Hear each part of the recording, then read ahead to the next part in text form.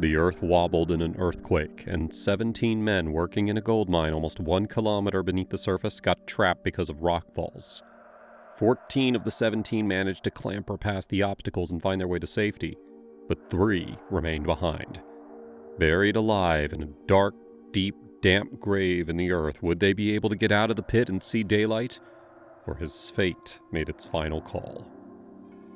We invest our utmost efforts into bringing you stories of unbelievable real-life incidents.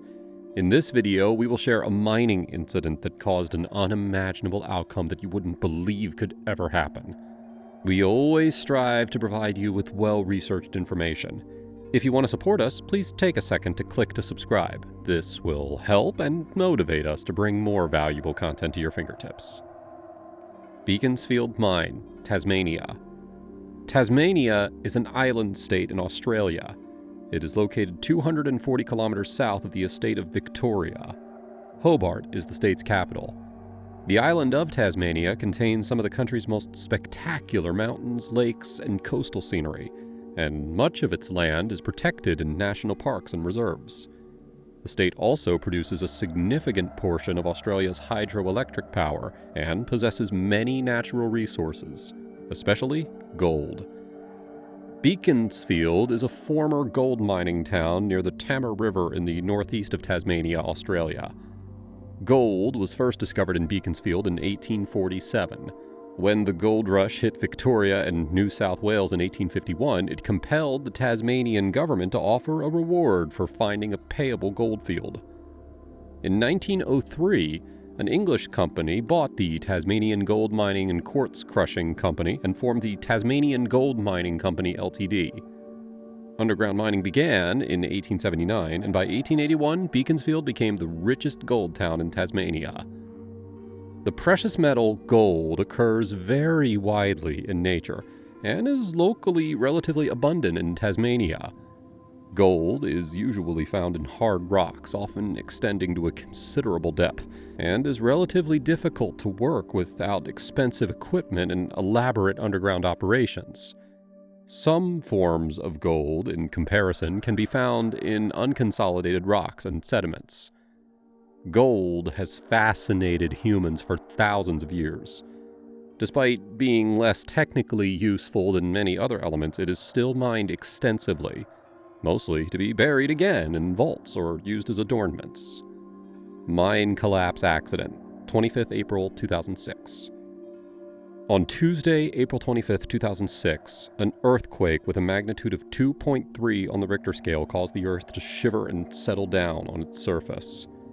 However, the story is entirely different when people are working underground extracting precious metal from the mines.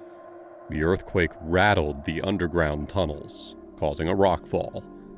A rockfall is when a good quantity of rock or a sheet of rock has fallen freely off from a steep surface. The term is also used for the collapse of rock from the roof or walls of an underground mine.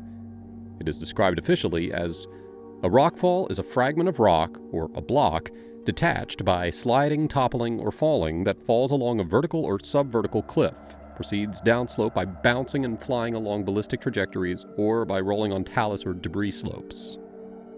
The Beaconsfield mine, located 40 kilometers northwest of Launceston, Tasmania, was the place that suffered the worst impact of the earthquake, where 17 miners were working underground.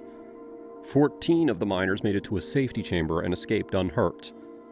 But it was a different story for those 3 miners trapped almost 1 kilometer below the surface. Early speculation suggested that the collapse was caused by a mining blast, which later turned out to be untrue. It was the earthquake that caused the rockfall, trapping 3 miners behind. Larry Knight, the 44-year-old miner, lost his life instantly due to the accident. The remaining 2, Brant Webb, age 37, and Todd Russell, 34, had to undergo an experience that would change their lives forever. Webb and Russell were still alive, trapped in part of a vehicle, the basket at the arm that they had been working at the time of the collapse, known as a teleloader or telehandler. Officially, a teleloader is a machine that is widely used in agriculture and industry, including the mining industry. It is somewhat like a forklift, but it also has a boom, making it more of a crane than a forklift. A boom at the arm's end can extend forward and upwards from the vehicle. The boom can be fitted with different attachments, such as a bucket, pallet forks, muck grab, or winch. Underground survival. They miraculously survived the collapse, but they were seriously trapped in the bucket, which was hovering in midair attached to the machine, while above their head was a ceiling with precariously packed rock. Thousands of individual unstable rocks holding everything up together, all waiting for just a slight push to fall down on the two human beings. The cage/bucket was partially filled with rock and partially buried under the rubble. Webb had been knocked unconscious after the initial collapse, but then later gained consciousness, while Russell's lower body was completely engulfed. When Webb regained consciousness, they both found themselves stuck and were able to free themselves using utility knives, cutting through their clothes and boots that were stuck on and beneath the rock. The miners survived by drinking groundwater, fortunately seeping through the overhead rock. They collected the water in their helmets and they kept themselves hydrated with whatever quantity was available. Webb had a muesli bar that he offered to share with Russell. They both mutually agreed to eat the single food source after waiting 24 hours. However, they kept on extending the time until on April 29th, they decided to have it in small chunks at a time to make it last as long as possible. The two miners initially didn't know each other when they met in order to get to work on the fateful day of April 25th. Little did they know at the time, they were going to keep each other's company for many days ahead. Rescue mission. As soon as the earthquake settled down, a large search and rescue mission was undertaken. The following day, a remote-controlled, heavy earth-moving loader fitted with 2 cameras began testing at the mine 925 meters below the surface. On April 27th, the loader removed an unmanned vehicle that was blocking access to the rockfall. Later that day, the loader removed the first of 2 known rockfalls in the mine. The loader began working on the second rockfall area, where the 3 men were last seen. On the morning of April 27th at 7:22 a.m., the corpse of one of the miners was found in the shaft. At around 8 p.m., the body was retrieved and was identified as Larry Paul Knight. He was the driver of the telehandler. The search continued for the 2 other miners. Rescue crews drilled a second shaft to reach the trapped miners. On April 29th, the rescue team strategized to blast rock in the new tunnel, detonating around 6 large explosives to form a tunnel in order to reach the trapped miners. The blasts dislodged rock inside the cage of the telehandler, which Webb and Russell were attempting to clear simultaneously. However, as the blasts came closer, the rock dislodged faster than they could clear. It was a terrifying situation, as the rescue teams didn't know that they were alive. Any blast could be their last. Russell recorded the date and time of each blast on his clothing so that if they died as a result of the blasting, the rescuers would know that they had been alive before a particular blast. They both also wrote letters on their clothing in case they couldn't survive. That way, their families would get to read their final words. The 2 men started to sing the only song that they both knew in order to keep their spirits alive, matching with the constant blasting and falling of the rocks. The song was The Gamblers by Kenny Rogers, a perfect fit for their situation. They were gambling with their fate. At about 5:45 p.m. on April 30th, 2 rescuers entered the 925-meter level of the rockfall and yelled out. Webb and Russell began responding and yelling, "We're in here!" This was how the rescuers found out that they were alive. After assessing the miners' location, the rescue team immediately ceased blasting and started drilling a smaller hole through the rock to the side of the tunnels where the miners were trapped. The hole was around 90 millimeters, approximately 3.5 inches in diameter, and then a PVC pipe was introduced to line it. This line became the miners' lifeline for many days as it delivered the men food, water, medical supplies, and other communication equipment. By May 1st of 2006, rescuers were still 12 meters away from the miners. The miners were sent a digital camera, a torch, dry clothes, magazines, and iPods, including music, deodorant, and toothpaste. They also received letters from their families and were able to write letters in return. It was also the same day that they learned about the death of their colleague, Larry Knight. It was decided to drill the way to the miners because blasting might be fatal. After the initial pilot hole was marked and made, drilling of the rescue tunnel commenced on May 4th, guided by the pilot hole. The plan was to come up underneath the men's cage after passing through 16 meters or 52 feet of rock. The last phase involved a miner using hand tools to create an opening that was wide enough to safely pull the trapped men out. On May 6th, from 7 a.m. to 6 p.m., a significant drilling operation was completed using the boring machine, with only a few meters remaining to reach the miners. The last phase was precarious work and required making an opening by hand. The tunnel was drilled beneath the exact location of the miners horizontally, and a vertical dig was needed to open up a hole large enough to squeeze the miners out to safety. Finally, on May 9th at 4:30 a.m., Bryant Webb and Todd Russell were taken out of the mine, where they had been trapped for 14 days in a confined space. They were driven up to the medical station at the mine shaft, where their initial medical checkup took place. After that, they were moved to the surface to meet up with their families and the crowd that had waited to meet the heroes who had survived despite the odds being against them. After the meeting, both men were transported to Launceston General Hospital in nearby Launceston just after 6 a.m. local time. Russell had an injured knee and a damaged vertebrae, which put pressure on his sciatic nerve, while Webb had injuries to both knees, several vertebrae, and his neck. Ironically, he already didn't want to go to work on April 25th, and he'd even briefly considered calling in sick before his shift began. However, his decision to go to work that night changed his life. At 9:26 p.m., the earthquake hit, causing the rock to fall, trapping Todd Russell and fellow miner Brant Webb. He appeared on ABC's podcast, I Was Actually There, and told his side of the story, now quoting, "When you're underground, without a light, you can't see 2 millimeters in front of you. It was pitch black darkness, and my entire body was covered in a fair amount of rock. I remember yelling and screaming to get us out, not knowing what had happened. There was no chance of knowing it was coming. It was just instantaneous, as quick as you can blink." For the next fortnight, the duo got trapped a kilometer underground beneath thousands of rocks packed together, while rescuers worked tirelessly to get a clue about their living status. Russell explained, quote, "The only parts I could move were my forearms and my head. Everything else was completely buried. You can imagine the bone bruising from the rocks that landed on top of us. I was suffering a lot of pain. I'd lost full sensation in my left leg.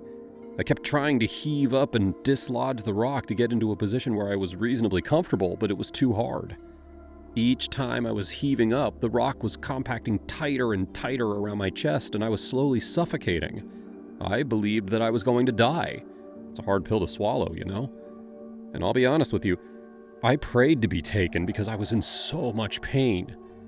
And all of a sudden, an image appeared in my mind. And that image was a picture of myself and my wife Carolyn and our 3 kids. That's what I needed as an inspiration to keep fighting." The pair were trapped inside a 1.4 meter square basket, about the size of a dinner table. Although they eventually managed to move some of the rocks that were crushing Russell's body, they still had to be stacked inside the basket, causing the space to narrow even further. Russell said, quote, "Each time we tossed and turned, it was just like laying on a bed of razor blades being cut into pieces because the quartz carrying the gold is very sharp." Russell said that before the shift, the miners didn't know each other, and little did they know that they would be left with each other for the next several days. They had nothing in common except that they had both married their childhood sweethearts, and they also knew how to sing the song The Gambler. Russell said, quote, "The only thing we had in common is that we married our high school sweethearts and knew how to sing The Gambler. They're the only 2 things in common. We were just 2 completely different people. Brant's a comedian, and I'm more of a serious guy. If I liked Ford, he liked Holden. I enjoyed hunting, and he liked fishing. But having them two different personalities, my strengths, his strengths, got us through it. It was the biggest gift we both asked for because you would struggle to do it alone. Russell told the podcast, recalling the earlier days of entrapment, quote, "For the first 6 days, I never slept. You're too frightened to close your eyes. You just try and put yourself in a position where you think you're safe, but we had how many tons of rocks suspended above us like a three-dimensional jigsaw puzzle. And we only needed one piece of that rock to move, and it was going to come crashing in and kill both Brant and myself." He recalled waiting in the darkness, unsure whether they would ever be rescued, or instead succumb to death one after the other. They collected water seeping through the rocks in their helmets for sustenance, and wrote letters to their families on their clothing, unaware that at that moment rescuers were trying their very best to reach them. He said, quote, "That's one of the hardest things I've had to do. What do you put into words for the people that mean the world to you that you may never see again?" On April 30th at about 5:45 p.m., the rescuers made contact. Russell said, quote, "On that Sunday afternoon, we sang The Gambler to pass the time, and I heard a voice. I said to Brant, 'Shut up!' which was hard to get him to shut up when he was on a roll. I yelled out, 'Is there anybody out there?' And to our relief, the voices came back. One of the responses was, 'Can we get you anything?' And the words that went back were, 'Get us the out of here.' You can imagine the laughs from outside and inside the basket. Russell recalls the longest waiting period after they came in contact with the rescue team. It was as if they just couldn't wait to come out and meet their families. But the process was indeed exhausting and time-consuming. Russell says, quote, "I can tell you now, the first 6 days went that fast. It felt like 12 hours. But then once we were found alive, the next 8 days felt like 12 months.